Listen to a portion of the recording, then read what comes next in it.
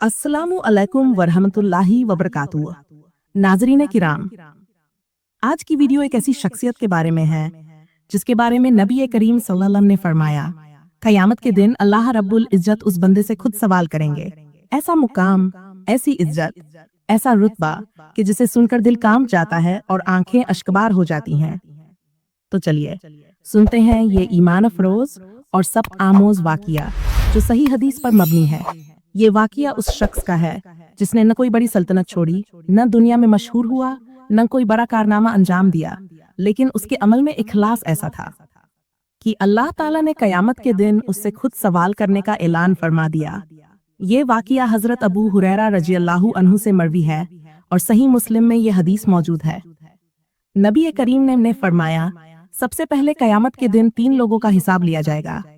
पहला शहीद, दूसरा आलिम, तीसरा मालदार शख्स। आप सलाम ने फरमाया, सबसे पहले शहीद को लाया जाएगा। अल्लाह उसे उसकी नेमतें याद दिलाएगा और वो उनका इकरार करेगा। फिर अल्लाह ताला पूछेगा, तूने मेरे लिए क्या किया?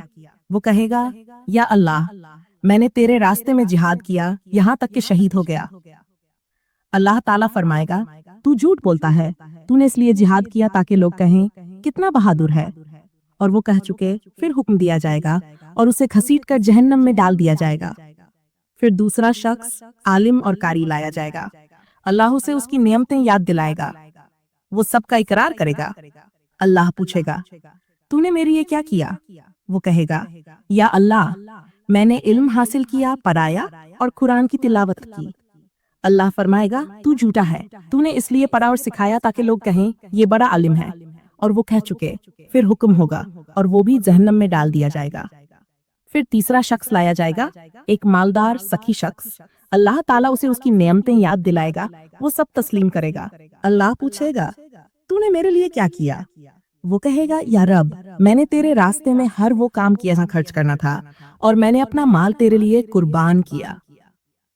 अल्लाह ताला फरमाएगा, तूने इसलिए खर्च किया ताकि लोग कहें कितना सखी है।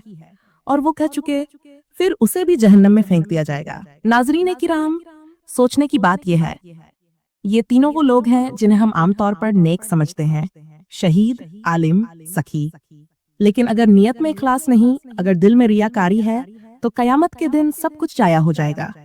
ये है वो मुकाम जहां अल्लाह ताला खुद सवाल फरमाएंगे।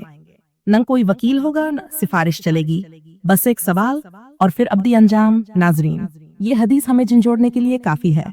हम क्या कर रहे हैं? इबादत, सदका, नमाज, रोजा, सब किस लिए? लोगों की तारीफ के लिए या सिर्फ और सिर्फ अल्लाह की रजा के लिए? याद रखिए, अल्लाह दिलों के हाल जानता है। वो नियतों को परखता है, जाहिरी अमाल को नहीं। इसलिए हर अमल से पहले दिल की नियत दुरुस्त कीजिए, सिर्फ अल्लाह के लिए कीजिए, तभी वो अमल मकबूल होगा। नाज़रीन किराम, अगर आज की ये वीडियो आपके दिल को लगी हो तो इसे आगे जरूर शेयर करें ताकि दूसरे भी इस अहम सबक से सीख सकें। और कमेंट्स में जरूर बताएं आपकी नजर में इखलास कैसे पैदा किया जाए। अल्लाह ताला हमें रियाकारी से महफूज फरमाए और हमें खालिस अपने लिए अमल करने की तौफीक दे। आमीन। अल्लाह हाफिज व नासिर। अस्सलामु अलैकुम वरहमतुल्लाहि वबरकातुहू।